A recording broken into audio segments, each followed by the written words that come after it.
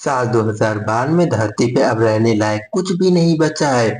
और जो अमीर लोग बचे हुए हैं वो आसमान में अपना खुद का एक छोटा सा प्लेनेट बना के वहां पे रह रहे हैं। लेकिन 95% गरीब आबादी अभी भी स्पेस में कचरा बीनने का काम कर रही है। मिली है ऐसे ही चार कबाड़ियों से जो कि एक एंटीना तोड़ने की वजह से उनकी पूरे महीने की कमाई खत्म हो जाती है। लेकिन इन्हें कुछ ऐसा मिलता है जिस वजह से इनकी किस्मत ही पलट जाती है। कहानी शुरू होती है साल 2092 में। जंगल अब एकदम से खत्म हो चुका है और पूरी दुनिया एकदम जहरीली रेगिस्तान बन चुकी है। सूरज की खतरनाक रोशनी और एसिड ने धरती का पूरा नामो निशान एकदम से मिटा दिया, उसका पूरा वातावरण खराब कर दिया है। लेकिन इंसानों ने धरती को छोड़ के स्पेस में खुद का एक छोटा सा प्लेनेट बना लिया है। लेकिन इस जगह पे पूरी दुनिया के बस 5% लोग ही जा सकते हैं, जो कि बहुत ही ज्यादा अमीर और बहुत ही ज्यादा पावरफुल होते हैं। और जो गरीब रहते हैं वो धरती पे ही रहते हैं, अब बड़ी मुश्किल से अपनी जिंदगी काटते हैं। इसके बाद हम वो खूबसूरत जगह देखते हैं जहाँ पे 5% आबादी आराम से अपनी जिंदगी काट रही होती है। ये एक बड़े से स्पेस स्टेशन में बनी हुई दुनिया है। यहाँ पे हरी भरी घास और एकदम साफ नदियां हैं, आसमान एकदम से नीला है। यहाँ पे वो 5% लोग अपनी जिंदगी एकदम आराम से काट रहे होते हैं। इस दुनिया को बनाने वाला है 152 साल का आदमी सुलेमान। ये यूटीएस का सीईओ होता है, जिसे लोग इंसानों का मसीहा मानते हैं।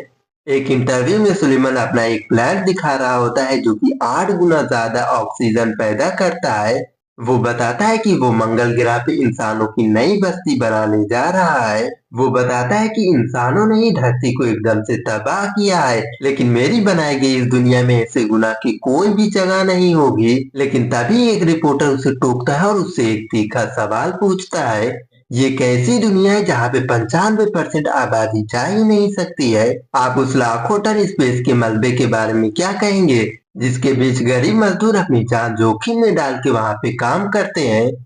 और रिपोर्टर की बात सच निकलती है और अगले ही सीन में हम देखते हैं कि स्पेस में घूमता हुआ एक कचरा यूटीएस के सैटेलाइट से जाके टकरा जाती है और उसे तबाह कर देती है। यहीं पे एंट्री होती है स्पेस सीपर की, जो कि वो लोग होते हैं जो कि स्पेस में कचरा बीनने का काम करते हैं। यहाँ पे हम विक्ट्री नाम की एक जहाज के ग्रुप से मिलते हैं।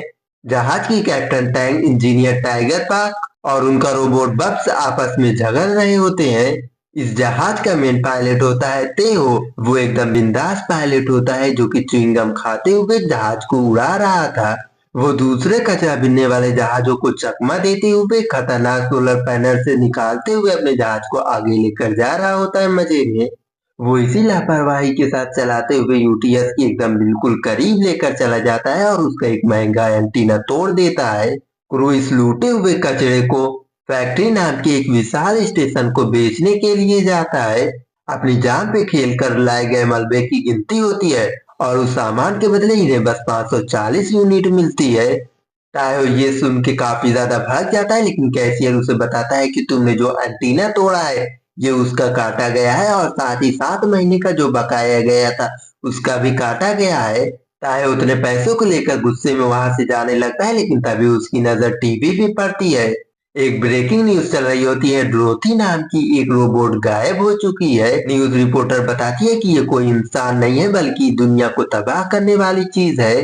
तायो उसे देखता है और काफी ज्यादा परेशान होता है। उसे बिल्कुल भी अंदाजा नहीं होता है कि उसे बहुत ही जल्द ये रोबोट मिलने वाला है, क्योंकि ठीक उसी वक्त स्पेस में कचरा बीनते वक्त उनके सामने एक स्पेसशिप आती है। वही जहाज के अंदर सभी लोग अपनी कंगाली का मातम मना रहे होते हैं।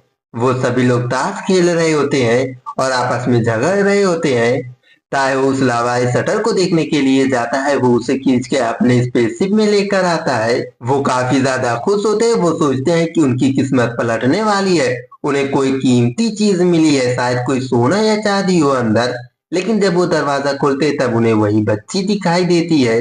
बच्ची को जुकाम होता है इसलिए वो जोर से चीखती है, लेकिन ये लोग डर जाती हैं। ये लोग सोचते हैं कि वो फटने वाली है, इसलिए ये लोग वहां पे सो जाते हैं। लेकिन तायो डरता नहीं है बल्कि वो बच्ची के बैग की तलाशी लेता है, जिसमें उसे एक फोन मिलता है जिसमें यूनिफॉर्म्स नाम के कई सारे मिस कॉल होते हैं। तायो समझ जाता है कि ये ब्लैक हॉर्स के ही लोग हैं जो कि इस रोबोट को खोज रहे हैं। जो बॉम्ब या कुछ भी हो। तायो एक प्लान बनाता है, वो कहता है कि हम इस बच्ची को पुलिस को नहीं देंगे बल्कि आतंकियों को देंगे और उनसे हम ढेर सारे पैसे लेंगे। टाइगर इस प्लान से डरता है, वो कहता है कि ये खतरनाक है। लेकिन तभी कुछ ऐसा होता है जिसे देखकर इनके होश ही उड़ जाते हैं। टाइगर का एक पौधा जो कि एकदम से मुरझा गया होता है, वो बच्ची जिसका नाम कोतनीम होता है, वो उस पौधे को छूती है और देखते ही देखते वो पौधा एकदम से हरा भरा हो जाता है। ये देखकर सभी क्रू के मेंबर एकदम से शॉक हो जाते हैं। ये देखकर टाइगर इतना ज्यादा डर जाता है, वो चुपके पुलिस को कॉल कर देता है कि हमारे शिप में एक बॉम्ब है। तायो उसे रोकता है और उसे अपना प्लान समझाता है। वो उसी फोन से ब्लैक फॉक्स को कॉल करता है और उससे 2 मिलियन का डिमांड करता है। वो आतंकी मान जाते हैं, क्रू एकदम से खुश हो जाते हैं। वो समझ जाते हैं कि अब उनकी कंगाली अब खत्म होने वाली है। उन्हें अगले दिन नाइट क्लब में पैसों का एक्सचेंज करने के लिए वहां पे बुलाया जाता है। तायो बच्ची को लेकर नाइट क्लब में पहुंचता है, वो उनसे पैसों का हिसाब करता है। लेकिन जैसे ही वो बच्ची को सौंपने वाला होता है, वहां पे पुलिस आ जाती है और क्लब में हमला कर देती है। वहां पे एकदम से भगदड़ मच जाती है, गोलियां चलने लगती है। तायो बच्ची को लेकर वहां से भागने लगता है। पुलिस वाले तायो के ऊपर गोली चलाते हैं, लेकिन बच्ची वहां पे अपनी शील्ड चालू कर देती है और वो उन सभी गोलियों को बीच में ही रोक देती है। ये देखकर वो सभी लोग एकदम से दंग रह जाते हैं। अब तायो पूरी तरह से समझ जाता है कि ये बच्ची सच में एक हथियार है। वो वहां पे बच्ची को उठाता है और वहां से भाग निकलता है।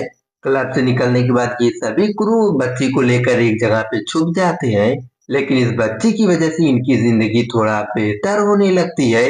वो टमाटर जो कि कोतनीम ने उस वक्त उगाए थे, उन्हें बेचकर क्रू पहली बार पैसे कमाते हैं। यहाँ तक कि रोबोट बक्स जो कि हमेशा पैसे बचाने में ही लगा रहता है, वो कोतनीम से मेकअप करवा रहा है।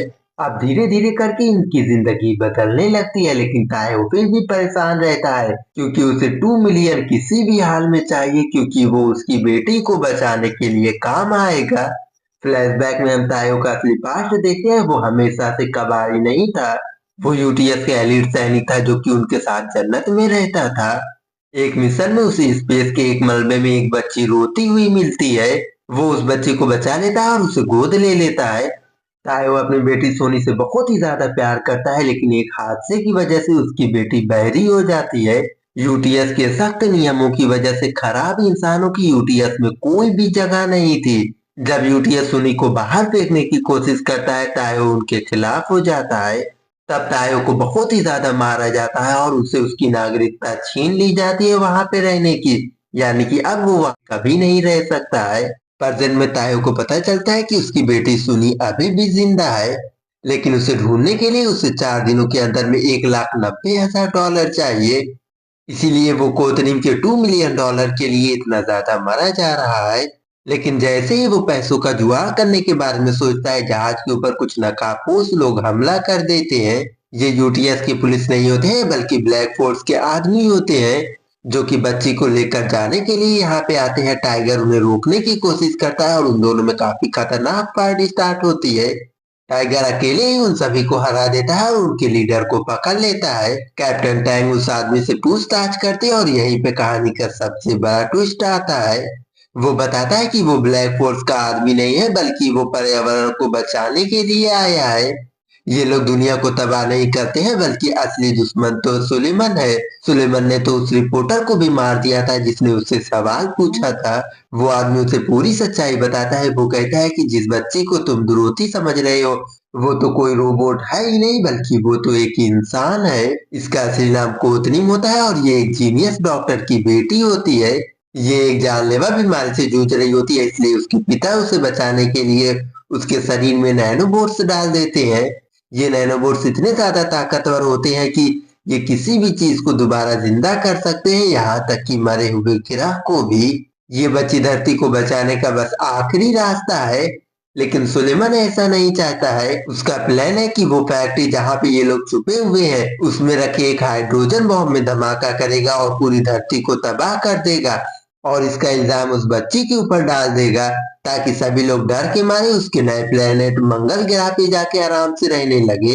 अब जैसे ही क्रू को सुलेमान के इस प्लान के बारे में पता चलता है, वो एकदम से हैरान हो जाते हैं। ब्लैक फोर्स के लीडर उन्हें बताते हैं कि वो बॉम्ब फैक्ट्री में ही कहीं पे छुपा हुआ है, लेकिन उनके पास सोचने भर का टाइम नहीं है क्योंकि यूटीएस के सैनिक फैक्ट्री के ऊपर कब्जा कर चुके हैं पहले से ही।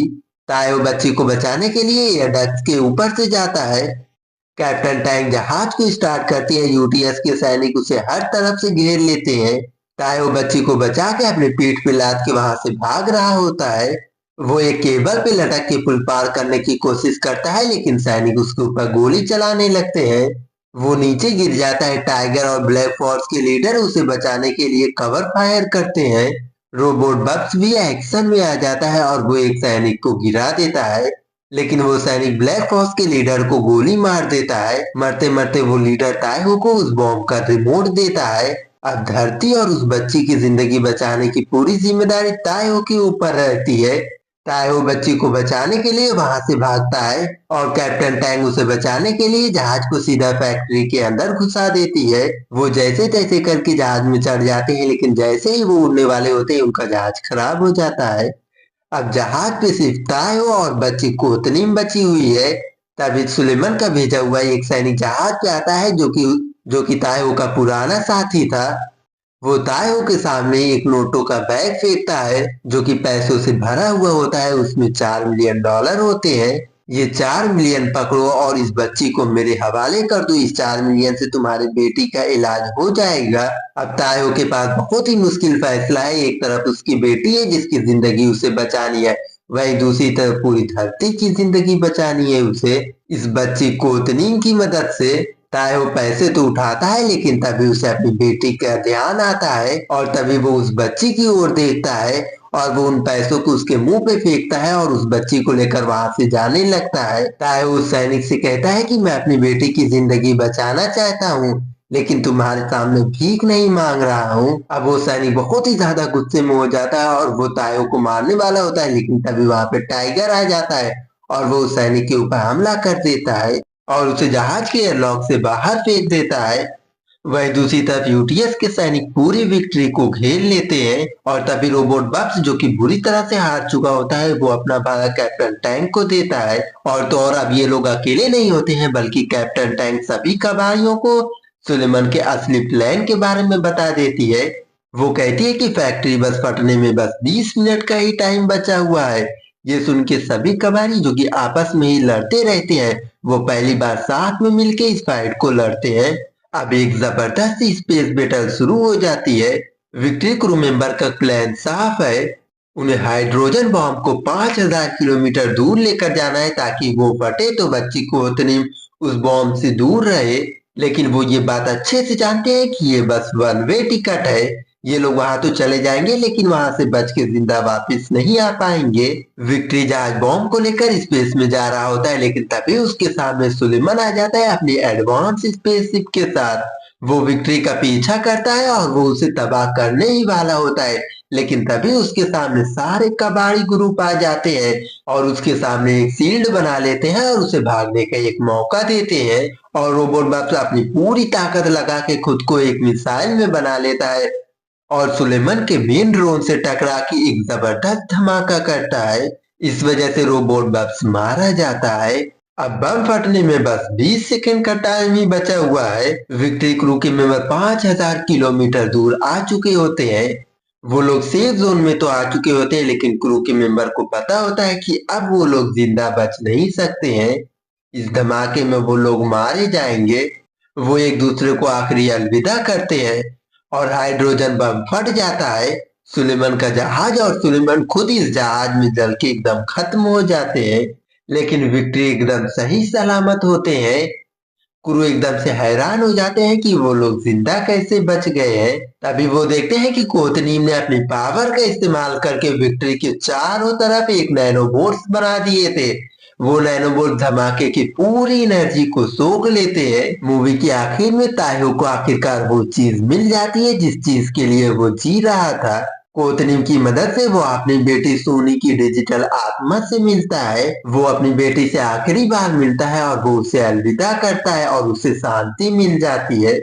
ये चारों कबाइल जो कि कभी एक दूसरे से लड़ते थे, वो कोतनीम के साथ साथ में मिलके धरती पे एक साथ रहते हैं और इसी सीन को दिखाते हुए ये मूवी यहीं पे खत्म हो जाती है।